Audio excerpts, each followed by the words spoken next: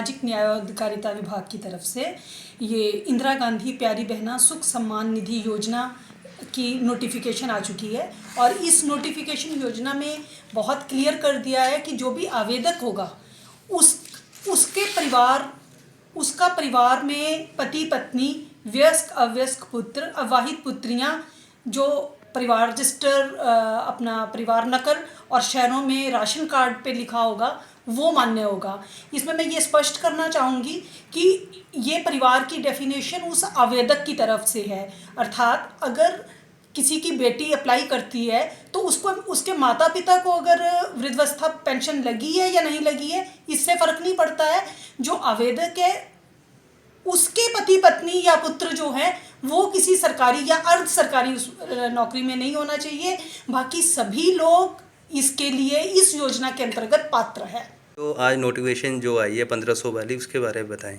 जी, सामाजिक न्याय और अधिकारिता विभाग की तरफ से ये इंदिरा गांधी प्यारी बहना सुख सम्मान निधि योजना की नोटिफिकेशन आ चुकी है। और इस नोटिफिकेशन योजना में बहुत क्लियर कर दिया है कि जो भी आवेदक होगा उसका परिवार में पति पत्नी, वयस्क अवयस्क पुत्र, अविवाहित पुत्रियां, जो परिवार रजिस्टर अपना परिवार नकल और शहरों में राशन कार्ड पे लिखा होगा वो मान्य होगा।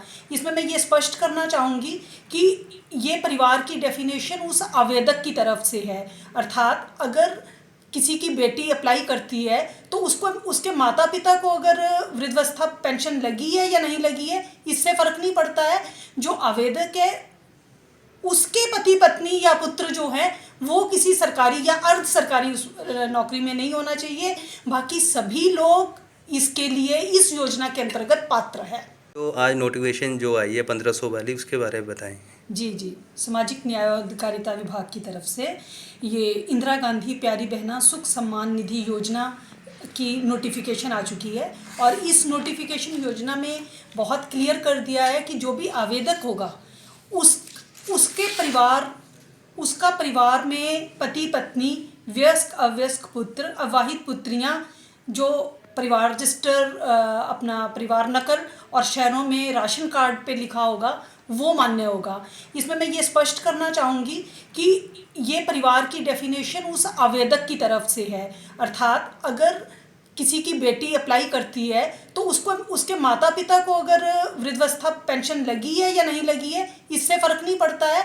जो आवेदक है उसके पति पत्नी या पुत्र जो है वो किसी सरकारी या अर्ध सरकारी नौकरी में नहीं होना चाहिए। बाकी सभी लोग इसके लिए इस योजना के अंतर्गत पात्र है।